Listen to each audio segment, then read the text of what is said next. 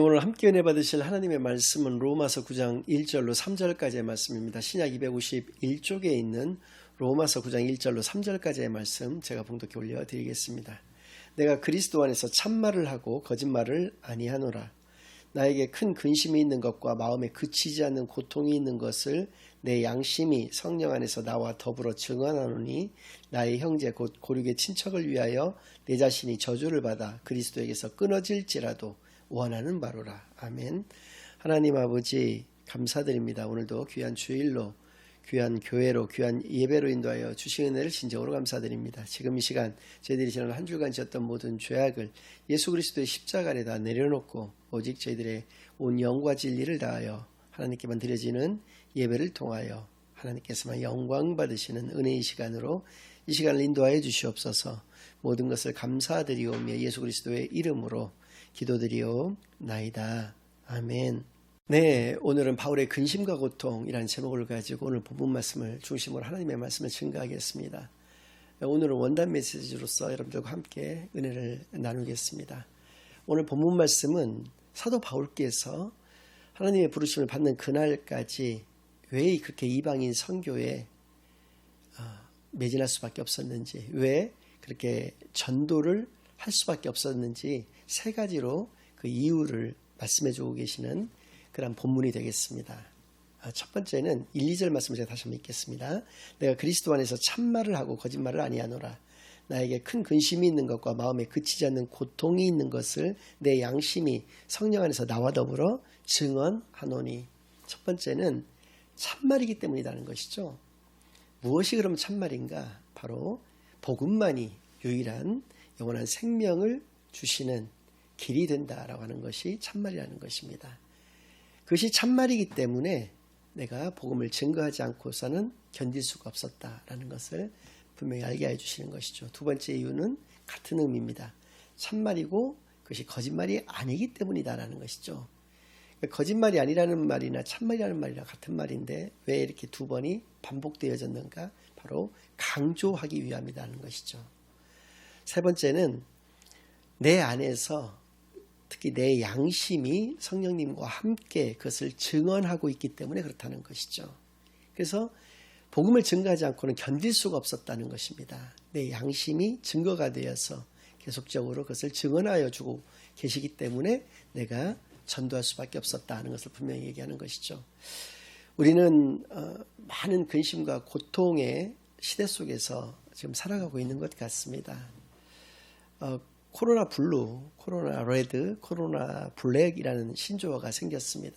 코로나 상황 가운데에서 블루 단계만 되더라도 심한 우울증과 심한 무기력증 등에 빠져서 내 생활이 굉장히 피폐해지는 그런 것을 의미하는 말씀인데요. 그러니 코로나 레드라든지 블랙의 단계까지 진입이 된다면 이거는 이미 이제 걷잡을 수 없는 어떤 비극적인 결말을 맞이하게 되는 그런 상태가 되어버리고 마는 것이죠. 또 조두순이라고 하는 희대의 아동 성폭행범이 출소를 하게 되었습니다. 얼마나 많은 국민들에게 그 사실을 우리가 알게 되었을 때 큰 고통이었습니까? 그리고 그가 출소를 하게 되었다는 것이 얼마나 우리에게 큰 근심거리가 되고 있는 것입니까? 또 시간이 많이 좀 지났습니다마는 몇 년 전에 세월호 참사가 벌어졌습니다.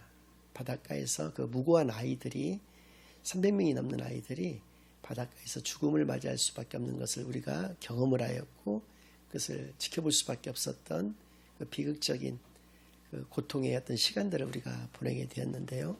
사도 바울께서도 이러한 근심과 고통의 시간들을 보낼 수밖에 없었다는 것이죠. 전도를 하지 아니하였을 때에는. 그러면 그것이 무엇 때문에 그러는 것인가? 로마서 10장 1절 말씀 가운데 그 해답이 있습니다. 형제들아, 내 마음에 원하는 바와 하나님께 구하는 바는 이스라엘을 위함이니 곧 그들로 구원을 받게 함이라. 하나님의 나라인 이스라엘, 또 하나님의 백성이라고 일컬어지는 이스라엘 백성들, 즉 유대인들이 구원을 받지 못한다는 것입니다. 왜요? 그들은 복음을 믿지 않았기 때문에 그렇다는 것이죠. 복음이란 예수 그리스도를 의미하는 것이고요. 또 전도라고 하는 것은 가기 싫다는 사람 억지로 끌고 교회로 데려가는 것이 전도가 아니라 그것은 인도죠.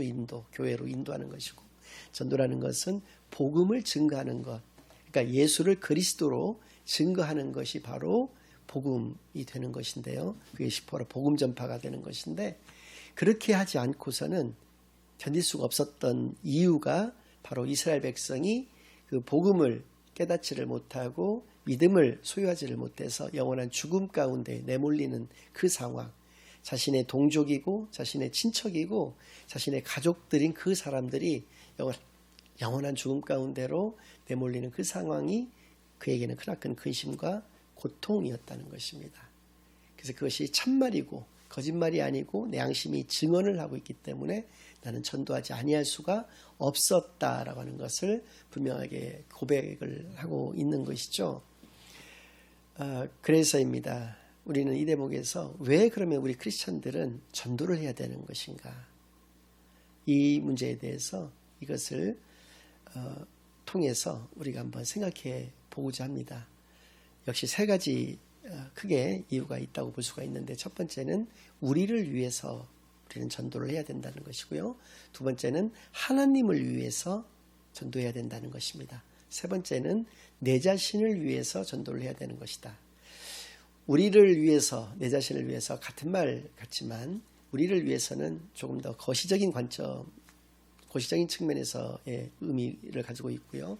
또 내 자신을 위해서라는 것은 미시적인 어떤 측면에서 이야기를 해볼 수가 있는 것인데요. 하나씩 좀 알아보도록 그렇게 하겠습니다. 먼저 우리를 위하여라고 하는 그 말씀의 의미는 방금 전에 말씀드렸던 그 내용입니다. 바로 복음 외에는 영원한 생명의 길이 없다라고 하는 것을 우리가 너무나도 잘 알고 있기 때문에 그렇다는 것이죠. 그래서 나의 부모님, 나의 자녀들이 그렇게 그 복음을 알지 못하고 깨닫지를 못해서 영원한 죽음 가운데로 내몰리는 것을 우리가 지켜봐야 하는 것인가? 사랑의 하나님의 자녀라고 하는 우리들이 내 자신이 그 복음을 알고 또 그 복음을 믿어 하나님의 품에 안길 수 있다라고 해서 다른 사람들을 나 몰라라라고 한다라고 하는 것은, 그것은 사랑의 하나님의 자녀다운 행동이라고 결코 볼 수가 없다라고 하는 것이죠. 그래서입니다. 같은 의미이긴 하겠습니다만은 그 바울이 가졌던 그 근심과 고통, 여기서 근심이라고 하는 것은 헤아릴 수 없는 그런 슬픔을 또 의미하는 것이거든요. 그러니까 바울이 가졌던 그 슬픔과 그 고통을 우리가 경험하지 않기 위해서 우리는 전도를 해야 되는 것이다 라는 것으로 또 이야기를 할 수가 있죠. 두 번째로 하나님을 위하여라고 하는 것은 제가 성경 말씀 두 곳에서 그 예를 들어서 좀 말씀을 좀 드리고자 합니다. 누가복음 15장에 보면 돌아온 탕자를 대하는 아버지의 모습이 나타나 있는데요. 여기서 아버지는 우리 하나님 아버지를 의미하고요. 또 돌아온 탕자는 우리들을 의미하는 것입니다. 또 거기 큰아들도 등장을 하고 있는데 그 큰아들은 아주 어린 시절부터, 아주 옛날부터 지금껏 하나님을 정말 잘 믿었던, 잘 믿고 있는 그러한 사람을 의미를 한다고 볼 수가 있는데요. 어느 날 그 둘째 아들, 부자 아버지의 둘째 아들이 아주 그 남봉꾼이었거든요. 그래서 두 눈이 시퍼렇게 살아계시는 그 아버지한테, 아버지가 나중에 돌아가시면 나에게 유산 줄 거 아닙니까? 그 유산의 분긴 만큼을 지금 자기에게 달라고 그랬습니다. 그래가지고 아버지가 이제 유산을 떼주니까 그걸 가지고 먼 곳으로 가서 그곳에서 나쁜 친구들과 어울려서 나쁜 짓을 하고 또 창기들과 어울려서 또 술을 먹고 또 나쁜 짓을 함으로써 가지고 왔던 그 재산들을 모두 다 탕진을 하게 됩니다. 그래서 굶어 죽을 지경에 이르러서 겨우 그 남의 집 종으로 들어가게 돼서 그 돼지치는 그러한 일을 맡게 되죠. 그래서 그렇게 해서도 먹을 것이 부족하니까 돼지가 먹는 쥐엄나무 그 열매, 쥐엄 열매를 먹고자 했는데 그것마저도 여의치 않게 되니까 그제서야 내가 이제 아버지께로 돌아가서 아버지한테 종의 한 사람으로 그냥 자기를 받아달라고 해야 되겠다라고 머릿속으로 각본을 다 짭니다. 아버지 두 가지로 이렇게 크게 두 가지로 짜는데, 첫 번째는 아버지 잘못했습니다. 두 번째는 아버지의 아들이라고 이제 일컬음 받기가 어려우니까 이제는 저를 아버지의 일꾼의 한 사람으로 좀 저를 써주십시오. 이렇게 이야기를 하겠노라라고 하고 갑니다. 그랬더니 이미 집 근처에 가니까 그 마을 어귀에부터 늘 나와 있었던 그 아버지가 그 상거짓골이 되어져 있었던 그 아들을 발견하고 그것을 금방 알아보고 얼른 달려와서 그 냄새나는 아들을 덥석 끌어안습니다. 그리고 아들이 이제 자기가 시나리오를 짜갖고 왔던 말을 하려고 합니다. 근데 겨우 아버지 잘못했습니다 이 이야기를 딱 꺼내고 그 다음에 이제 일꾼의 하나로 써주세요 이렇게 얘기해야 되는데 그 말을 할 수가 없었어요. 왜냐하면 아버지가 입을 막아버렸으니까요. 왜냐하면 좋은 옷을 가져다 입혀라, 손에 가락지를 껴줘라, 좋은 신발을 갖다 신겨라, 송아지 한 마리 잡아라, 잔치하겠다 막 이러니까 뭐 아들로서 그러니까 당연히 신분이 회복이 된 것이죠. 그렇게 해서 그 아버지를 이렇게 맞이하는, 아니 아들을 그렇게 맞이하는 그 아버지를 큰아들이 이렇게 지켜보면서 큰아들이 이제 컴플레인을 하게 되는 것이죠. 불만을 토로를 하는 것입니다. 나는 아버지 밑에서 지금껏 아버지를 잘 봉양하고 이렇게 살았는데, 또 온갖 굳은 일을 다 하면서 살아왔는데, 나를 위해서는 내 친구들과 함께 뭐 먹고 마시고 즐기라고 새끼 양조차 한 마리 잡아준 적도 없는데, 저렇게 나쁜 놈한테는 송아지까지 이렇게 잡아주고 이게 지금 될 일이고 될 말이냐, 이제 이렇게 불만을 가지니까, 예, 너는 항상 나와 함께 있었기 때문에 내 것이 다 네 것이지만 저 아들은 내가 잃었다가 다시 얻은 것이고 죽었다가 다시 살아난 것이기 때문에 내가 어찌 기뻐하지 아니하겠느냐라고 아버지가 큰아들을 달래고 있는 그 모습이 누가복음 15장 가운데 나오고 있습니다. 예수님께서 비유로 들어주신 말씀이시죠. 그래서입니다. 하나님께서는 하나님의 자녀밖에 모르는 바보 아빠라고 하는, 저는 달리 생각나는 표현이 없습니다. 정말 바보 아빠밖에 되지 않는 그러한 분이신 것을 우리가 분명히 알 수가 있는 것이죠. 또 한 데나리온의 또 비유가 또 있습니다. 그것은 무슨 얘기냐면, 어떤 포도원에 그 농장 주가 있었는데 자기 포도원에 있던 그 포도를 수확하기 위해서 인부들을 이렇게 구했습니다. 인력시장에 나가서 인부들을 구했는데, 제가 예를 들어서 말씀을 드린다면 새벽 6시에 나갔더니 인력시장에 인부들이 있어서 그들을 데리고 와서 일을 시켰습니다. 근데 일손이 좀 부족하니까 예를 들어서 12시에 또 나가서 인부들을 데리고 왔어요. 그리고 이제 1시간밖에 안 남았는데 오후 6시까지 일을 한다고 이제 가정을 했을 때 1시간밖에 안 남은 오후 5시에 또 인부들을 데리고 와서 일을 했습니다. 그래서 나중에 이제 일이 다 끝나고 이제 품삯을 이렇게 주고 있는데, 처음에 이제 오후 5시에 온 사람들부터 먼저 부른 거예요. 그래서 그 사람들에게 한 데나리온이라고 하는 그 품삯을 줬습니다. 데나리온은 한 사람의 일꾼이 받을 수 있는 일당을 의미하는 거거든요. 한 데나리온을 이렇게 주는 걸 보니까 12시에 온 사람, 그보다 더 전에 어떤 새벽부터 와서 일했던 사람이 볼 때는 저 1시간밖에 일 안 하는 사람한테도 저렇게 주니까 우리는 좀 더 많이 주겠거니 이렇게 생각할 거 아니겠습니까? 그랬더니 정오에 온 사람에게도 또 한 데나리온, 아침 새벽부터 온 사람한테도 한 데나리온을 주니까 새벽부터 온 사람들이 이제 또 컴플레인을 한 거죠. 왜 1시간밖에 일 안 한 사람한테도 한 데나리온, 하루 종일 12시간씩 일한 사람 우리한테도 한 데나리온밖에 주지 않느냐? 내가 너희들하고 약속하지 않았느냐? 하루에 그 싹스를 한 데나리온 주기로 약속하지 않았느냐? 너희들은 너희들이 받아갈 것을 받아갔는데 왜 불만하느냐라고 얘기를 합니다. 여기서 알 수 있는 것은 무엇이냐면, 물론 귀하죠. 아주 어린 시절부터 아주 오랜 시간 동안에 정말 믿음 생활을 잘했던 사람들도 너무나도 소중하고 귀합니다. 그러나 죽기 직전에 예수를 그리스도로 영접한 사람도 그에 못지않게 귀하다는 것이죠. 그래서 어떤 조건을 달지 않고 예수님은 분명히 우리에게 말씀해 주셨습니다. 한 영혼이 천하보다도 귀하다라고 이야기했습니다. 오랜 믿음 생활을 한 한 영혼이 아니고 또 죽기 바로 직전에 영접했던 그 한 영혼도 아니고 어떠한 영혼이든지 믿음을 소유한 그 영혼은 귀한 영혼이다. 천하보다도 귀한 영혼이다 라고 분명히 우리에게 말씀하여 주신 것이죠. 그러니까 내가 돌아온 탕자로서의 삶을 살았다 하더라도 하나님께로 돌아오기만 한다면 하나님께서는 그를 다시 자녀로 받아주시는 바보 아빠라고 하는 것을 우리가 분명히 알 수 있다는 것이죠. 바로 이 하나님을 위해서 우리가 전도를 해야 되는 것이다. 이 하나님께서 이렇게 돌아온 영혼에 대해서 이렇게 기뻐하시고 즐거워하시는 이 하나님을 우리가 생각할 때 어떻게 전도하지 않을 수가 있겠는가, 어떻게 복음을 증거하지 아니할 수 있겠는가라는 것을 분명히 우리가 알 수 있는 것입니다. 세 번째로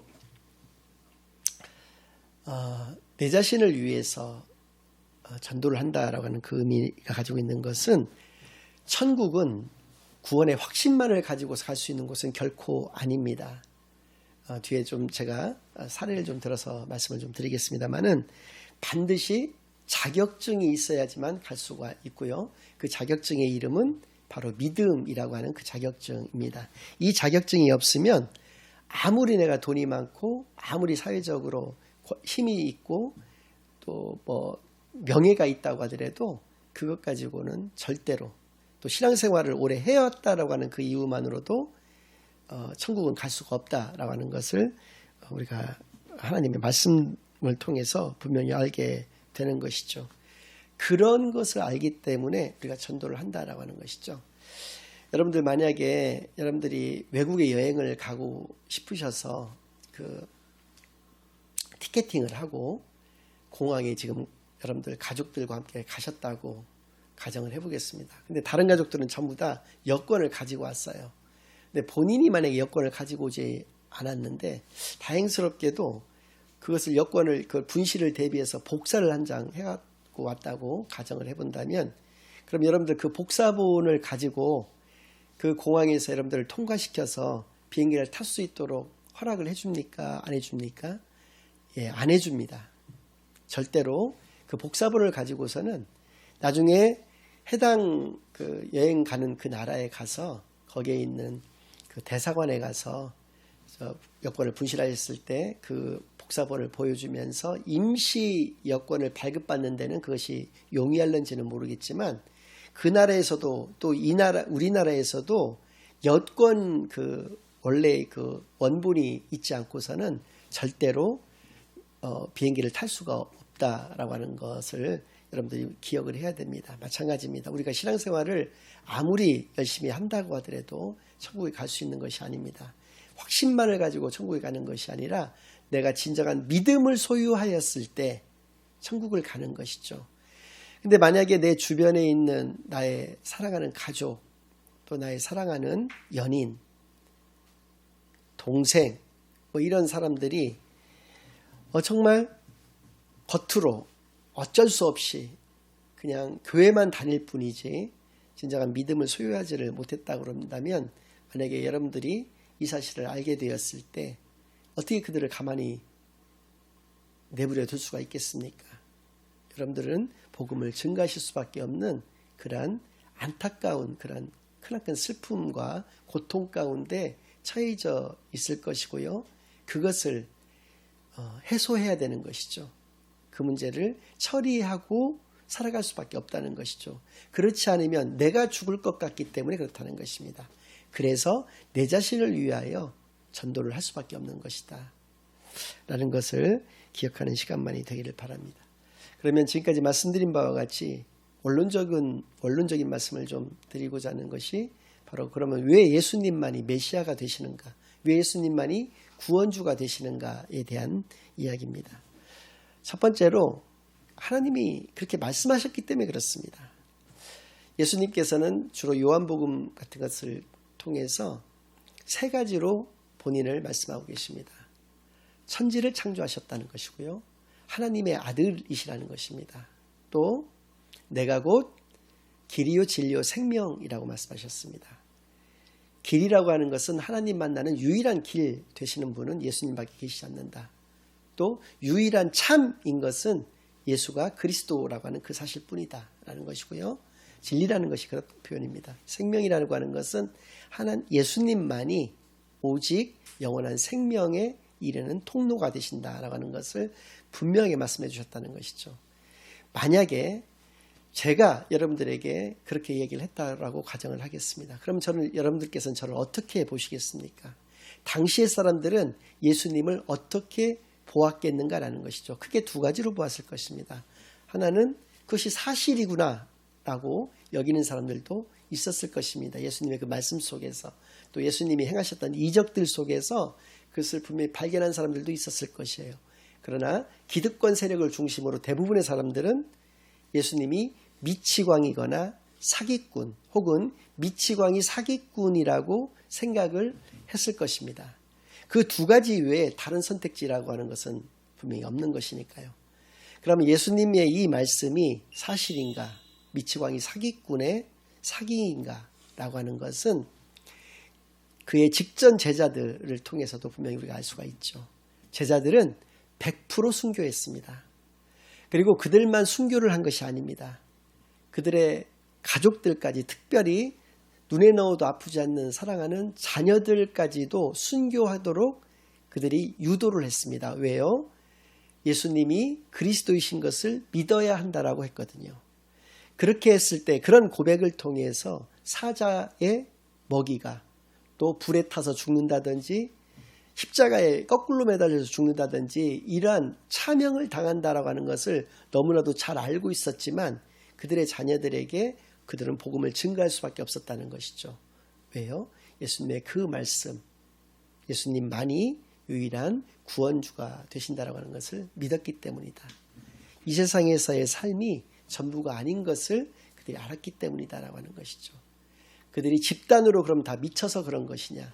오늘날까지도 선교사들이 여러분들이 생각하실 때에는 이해가 되지 않는 그러한 지역에 가서 순교를 하고 있습니다. 오늘날까지도요. 왜요? 그들은 직전 제자를 포함해서 오늘날의 그 선교사님들까지 이유는 단 한 가지밖에 없습니다. 부활하신 예수님을 만났기 때문에 그렇습니다. 부활하신 예수님을 만난 사람이 또 한 사람이 있습니다. 바로 바울입니다. 왜 바울을 특별히 제자들에서 따로 떼어서 이야기를 하는가? 바울은 엘리트 중에 엘리트였습니다. 길리기아 다소라고 하는 교육과 문화의 아주 대도시, 중심 도시에서 태어나서 가말리엘이라고 하는 선생, 아주 당대의 대석학이었는데요. 그 선생 밑에서 사사를 받은 사람입니다. 그리고 유대인으로서 유일하진 않았지만 거의 없다시피 한 로마 시민권이라고 하는 것. 당시에 로마 시민권이라고 하는 것은 세계 어디든지 갈 수 있는 프리패스증이었거든요. 그것을 가지고 있었던 엘리트 중에 엘리트였고요. 세계 최고의 박해자였습니다. 예수를 믿는 사람들을 잡아다 죽이고 고문했던 사람이 바로 그 사람이었고 가장 악질적이고 앞서 있던 사람이 그 사람이었어요. 그런데 그가 세계 최고의 선교사가 되었습니다. 어느 때 그랬습니까? 예수님을 믿는 사람들을 박해하기 위해서 다메섹이라고 하는 곳을 가던 길상에서 유일하게 같이 가던 모든 사람들이 발견하지 못한 예수님을, 이미 부활 승천까지 하신 그 예수님을 그가 만났기 때문에 그가 그렇게 회심하였고 변화가 될 수가 있었던 것이라는 것이죠. 그래서 예수님이 메시아라고 하는 이 증거는 오늘날에까지도 이렇게 차고 넘치는 증거들이 있다라고 하는 것을 분명히 깨달아서 여러분들 오늘 이 로마서의 이 말씀, 바울이 왜 그렇게 크나큰 근심과 고통 가운데에서 살아갈 수밖에 없었는지, 또 그것을 타개하기 위해서 그가 했던 것은 무엇이었는지를 오늘 잘 생각하시면서 우리의 앞으로의 삶을 어떻게 살아가실 것인지 깊이 생각해 보시는 귀한 시간이 되시고 귀한 한 해가 되시기만을 예수 그리스도의 이름으로 간절히 축원합니다. 아멘. 이제는 우리 주 예수 그리스도의 은혜와 아버지 하나님의 극진하신 사랑과 성령 하나님의 내주인도 역사 교통하심이 하나님의 명령이시기도 하시지만 그것만이 유일한 우리의 나아갈 길인 것을 깨달아 전도자로서의 귀한 삶을 살아가기로 다짐하고 결심하고 돌아가는 모든 사랑하는 주의 자녀들과 그 가정 위에 그들의 생업 위에 이제로부터 영원까지 항상 함께 있을지어다. 아멘.